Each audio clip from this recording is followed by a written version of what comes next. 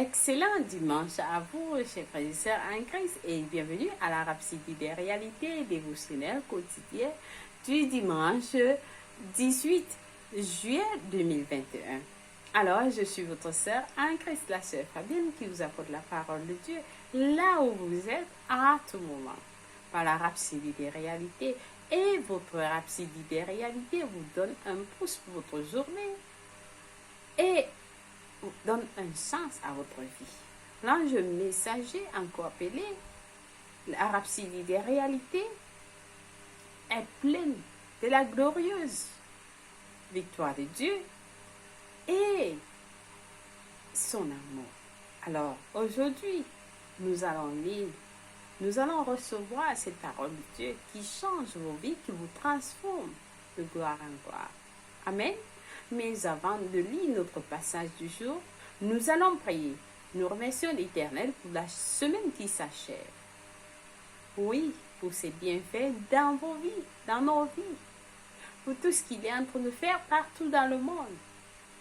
Pour sa présence avec nous. Alors nous disons, Seigneur, merci. Tu es le plus grand. Je suis que je suis. Tu es Dieu Tout-Puissant. Il n'y a nul comme toi, Seigneur. Alors nous t'adorons, nous te louons, nous te bénissons. Seigneur, tu n'es jamais défié. Tu n'échoues jamais. Alors, Seigneur, tu es l'alpha et l'oméga, tu es le début et la fin. Tu es notre Dieu, créateur du ciel et de la terre. Tu nous as créés, nous ne sommes pas créés. Tu es avec nous, tu es pour nous, tu es en nous. Tu es avec nous. Alors, Seigneur, nous te disons merci pour ton Fils Jésus-Christ qui est mort à la croix pour nous, d'une mort douloureuse afin que nous vivons dans la sécurité.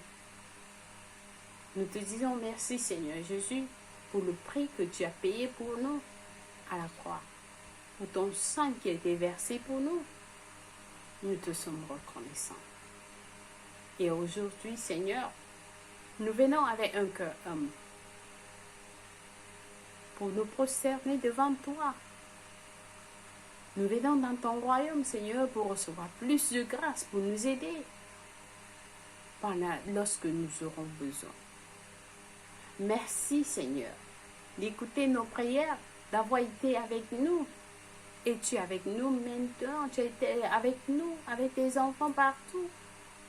Tout au long de la semaine qui s'achève, et tu es avec eux maintenant encore, et tu seras avec eux dans la semaine qui va commencer demain.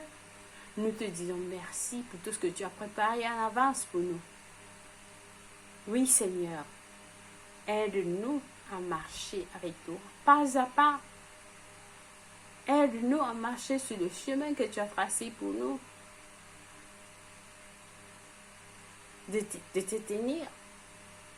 De tenir ta main, Seigneur, afin que nos pieds ne trébuchent pas.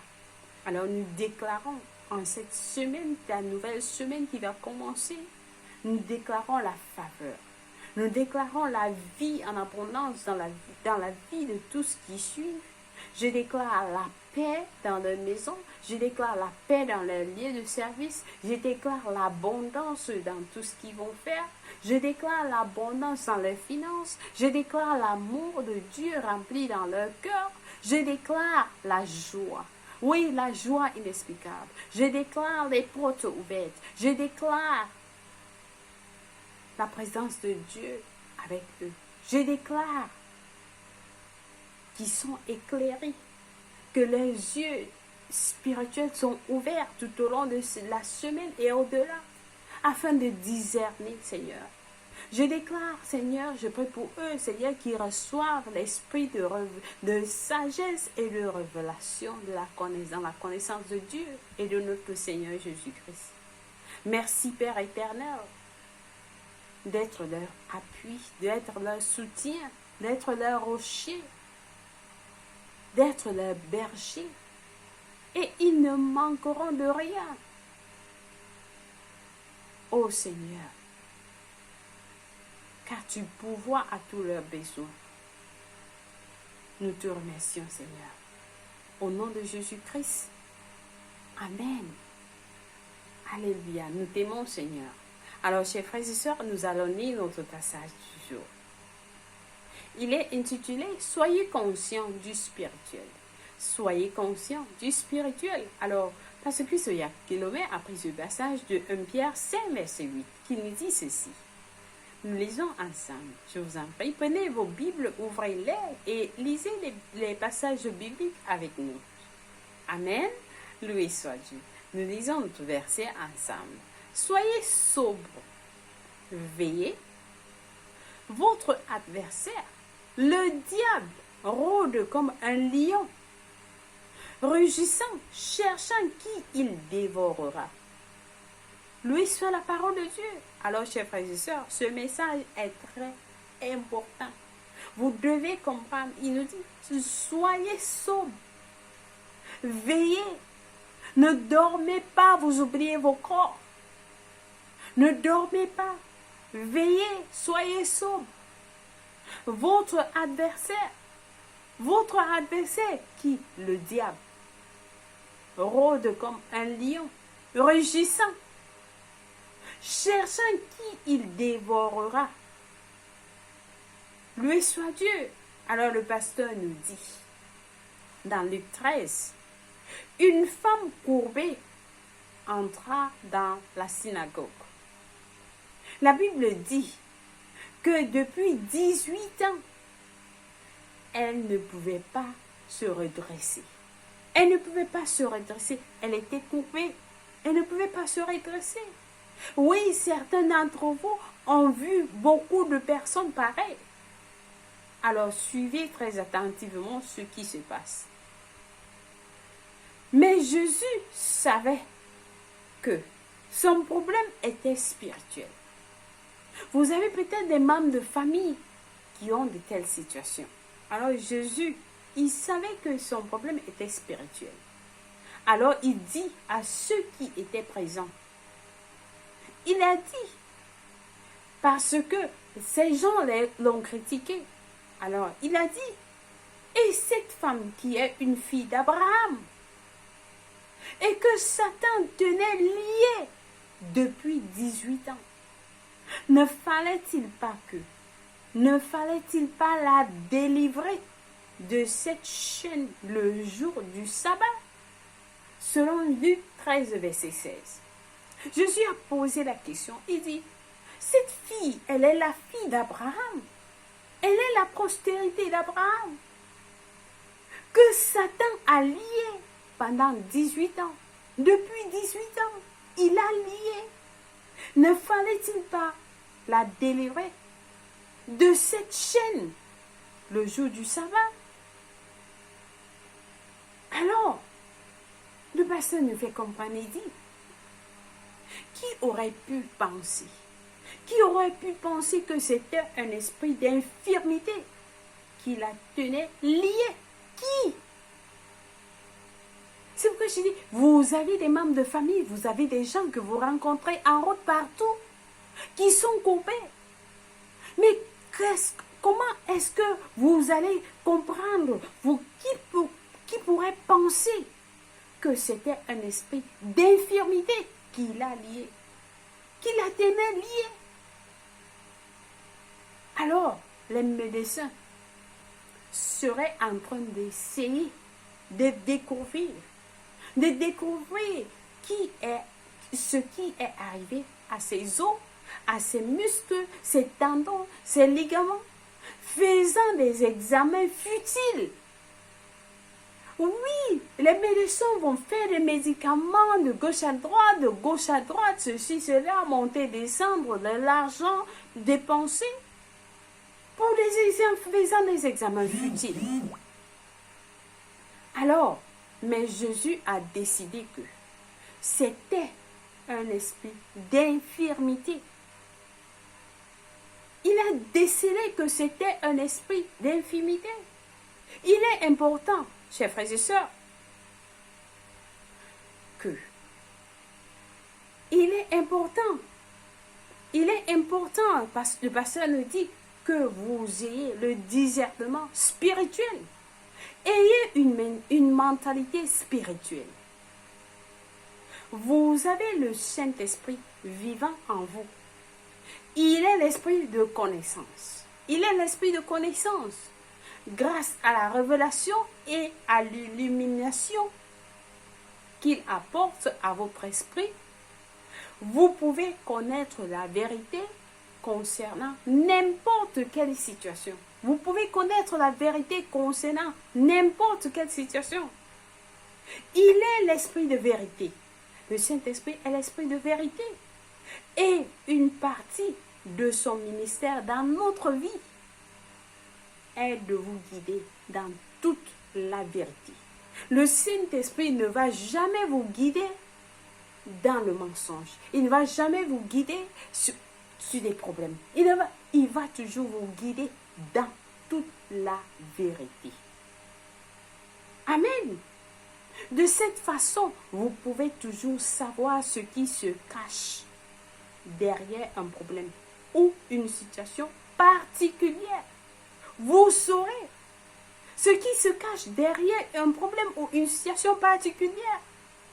Alors, il ne suffit pas non plus de simplement savoir ce qui se cache derrière le problème ou d'un cas ou qu'un cas est spirituel.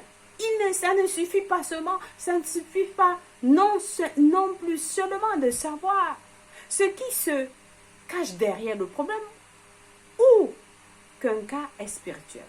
Mais alors, apprenez de ce que Jésus a fait. Apprenez de ce que Jésus a fait. La Bible dit dans Luc 13, versets 12 à 13, lorsqu'il la vit, c'est-à-dire lorsqu'il a vu la femme, lorsqu'il la vit, Jésus lui adressa la parole et lui dit, femme, tu es délivrée de ton infirmité. Femme, tu es libérée, tu es délivrée de ton infirmité. Et il lui imposa les mains. Il lui imposa les mains. Et à l'instant, elle se redressa. Glorifia Dieu. Alléluia. Glorifia Dieu. Alléluia. Alors, chers frères et sœurs, 2 Corinthiens 10. 2 Corinthiens 10, verset 3 nous dit quelque chose de très pertinent. Il nous dit, 2 Corinthiens 10, verset 3 nous dit qu'ils ont, 2 Corinthiens, une minute, 2 Corinthiens 3, verset 10, je vais à la page rapidement, qui nous dit, si nous marchons dans la chair, nous ne combattons pas selon la chair. Nous ne combattons pas selon la chair. Ceci dit, il y a la bataille. Il y a la bataille. Il y a le combat. Et ce combat n'est pas humain. Ce n'est pas un combat humain. La guerre n'est pas humaine. Les problèmes que vous avez ne viennent pas de votre belle-mère. Les problèmes que vous avez ne viennent pas de votre belle-mère. Les problèmes que vous avez ne viennent pas de votre voisin. D'à côté, les problèmes que vous avez ne viennent pas de votre collègue qui vous haït au bureau. La raison pour laquelle vous ratez votre promotion, vous n'avez pas eu votre promotion, n'est pas parce que X ou Z vous haït. Ou alors ne vous aime pas. Ou alors ne veut pas votre promotion. Ça ne vient pas d'eux. La Bible nous dit dans le psaume 75, verset 6, écoutez bien. La promotion ne vient pas de l'Est ou de l'Ouest. La promotion ne vient pas du Sud. Mais la promotion vient de Dieu. La promotion, votre promotion au bureau vient de Dieu. Peu importe ce qui est dans le bureau, lorsque Dieu vous promet, il vous propulse. Lorsqu'il vous élève, il vous donne une promotion dans le bureau. Alors là, Ceux qui sont dans le bureau, que ce soit le directeur, que ce soit le ministre, ils doivent se soumettre. Ils doivent se soumettre parce que c'est Dieu qui a décidé. C'est Dieu qui vous a promu. Amen. Donc, 2 Corinthiens 10, verset 3 continue, il dit, comme nous vivons dans notre corps humain, nous vivons dans notre corps humain, nous marchons dans notre corps physique. Il dit, nous ne sommes pas engagés. Nous ne sommes pas engagés dans la bataille physique, humaine. Alors nous lisons le verset 4 qui nous dit ceci. Car les armes avec lesquelles nous combattons ne sont pas charnelles, mais elles sont puissantes par la vertu de Dieu pour renverser les forteresses. Pour renverser les forteresses. C'est-à-dire qu'elles ne sont pas faites de la main. Elles ne sont pas faites de la main. Donc nos combats, nos armes ne sont pas faites de la main. Elles ne sont pas faites de la main. Elles ne sont pas faites de la compréhension humaine. Mais elles sont puissantes. Elles sont puissantes par la vertu de Dieu. Elles sont puissantes par la vertu de Dieu pour renverser les forteresses. Alors, quelqu'un va demander, qu'est-ce que les forteresses? Qu'est-ce que les forteresses? Les forteresses ne sont pas les barres métalliques. Les forteresses ne sont pas des plateformes en fer. Les forteresses ne sont pas les murs que vous voyez en fer, des fils barbelés qu'on clôture des maisons avec. Non. Les forteresses, ce sont les idées dans vos têtes. Les forteresses, ce sont les idées dans vos têtes, les théories que vous avez acceptées dans votre vie qui vous empêchent de marcher dans la direction que Dieu a pour vous. Qui vous empêchent de marcher dans la direction que Dieu veut que vous allez. Donc 2 Corinthiens 10, verset 4 dit que car les armes avec lesquelles nous combattons ne sont pas charnelles, mais elles sont puissantes par la vertu de Dieu pour renverser les forteresses. Alléluia. Donc ces forteresses ne peuvent que être tirées, ne peuvent qu'être détruites par la puissance de la vertu de Dieu. Et ces puissances, ces armes de guerre, c'est-à-dire, elles sont la vie, c'est-à-dire la vie est spirituelle. La vie est spirituelle, chers frères et sœurs. Nous lisons 2 Corinthiens 10, verset 5 qui dit ceci. Nous renversons les raisonnements. Nous renversons les raisonnements et toute hauteur qui s'élève contre la connaissance de Dieu. Et nous amenons toute pensée captive à l'obéissance de Christ. Amen. Donc nous amenons toutes les pensées, toutes les idées, tout ce que vous pouvez penser à l'obéissance de Christ. Et ça ne peut que se faire. Ça ne peut que se faire par le combat. Le combat des forteresses. Ça, ce sont les armes de combat qui sont amenées. Ces armes qui sont dressées contre vous, ne peuvent que venir à l'obéissance de Christ. Pour vous aider, ceci doit vous aider à vous soumettre vos pensées, soumettre vos idées en Christ. Alors la parole dit, mes pensées sont les pensées de Christ. Ma mémoire est la mémoire de Christ. Donc lorsque vous avez des idées négatives qui vous passent par la tête, déclarez, ma mémoire est la mémoire de Christ. Mes pensées sont les pensées de Dieu. Amenez-les à l'obéissance de Christ. Amen. Loué soit Dieu. Jésus a dit que la femme était liée par le diable. Et si son dialogue était faux, sa prescription ou réponse n'aurait donné aucun résultat.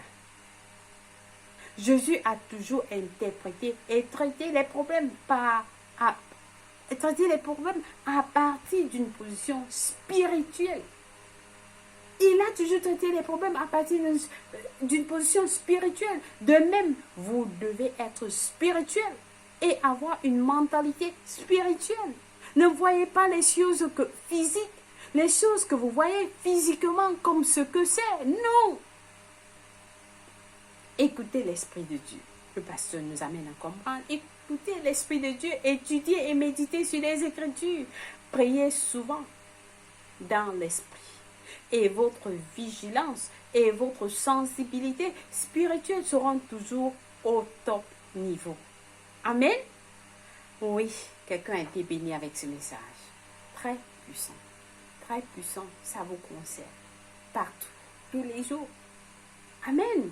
Donc, nous avons dit notre étude approfondie aujourd'hui dans Colossiens 1, verset 9 qui nous dit, nous allons passer un peu rapidement, Colossiens 1, verset 9 qui nous dit ceci. C'est pour cela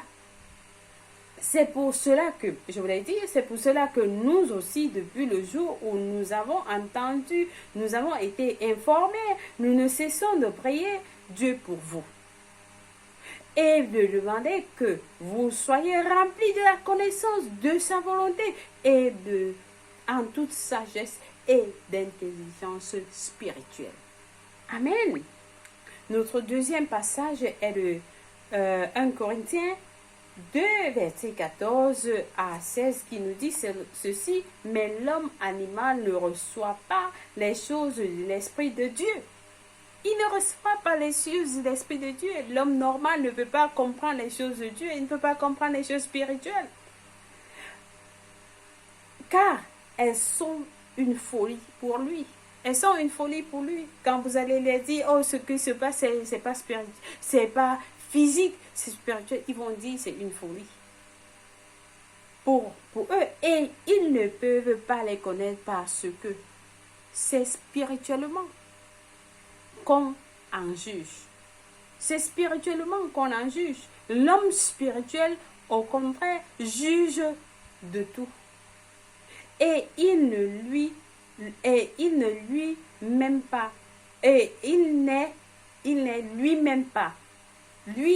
lui-même jugé par personne. Donc vous n'êtes pas jugé par quelqu'un si vous êtes spirituel. Alléluia. Alors, notre dernier passage est de Jean. Jean, une minute, nous allons vite.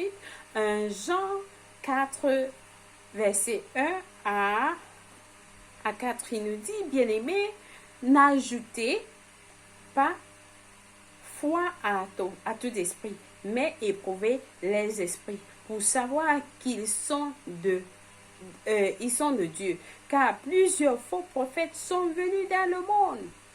Plusieurs prophètes sont venus dans le monde. Reconnaissez ceci, l'Esprit de Dieu. Reconnaissez l'Esprit de Dieu. Tout esprit qui confesse Jésus-Christ est venu en chair est de Dieu.